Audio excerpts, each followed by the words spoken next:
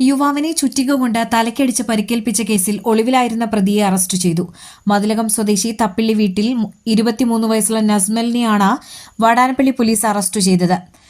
വാടാനപ്പള്ളി ഗണേശമംഗലം സ്വദേശിയായ തിരുവണ്ണാൻപറമ്പിൽ വീട്ടിൽ 29 വയസ്സുള്ള അജീഷ് എന്നയാളെ 2024 ഓഗസ്റ്റ് മാസത്തിൽ ഗണേശമംഗലത്ത് വെച്ച ചുറ്റിക കൊണ്ട് തലക്കടിച്ച് പരിക്കേൽപ്പിച്ച കേസിലാണ് അറസ്റ്റ്. അജീഷിന്റെ ബന്ധുവിന്റെ മൊബൈൽ ഫോൺ നസ്മലിന്റെ സുഹൃത്ത് എടുത്തുകൊണ്ടുപോയത് തിരികെ ചോദിച്ചതിലുള്ള വിരോധമാണ് ആക്രമണത്തിന് കാരണം. സംഭവത്തിന് ശേഷം ഒളിവിൽ പോയ നസ്മൽ തൃപ്രയാർ വന്നതായി രഹസ്യവിവരം ലഭിച്ചത് പ്രകാരമാണ് ഇയാളെ പിടികൂടിയത്. കോടതിയിൽ ഹാജരാക്കിയതിൽ നസ്മലിനെ റിമാൻഡ് ചെയ്തു. നസ്മലിന് കവർച്ച ഉൾപ്പെടെ 4 കേസുകളുണ്ട്.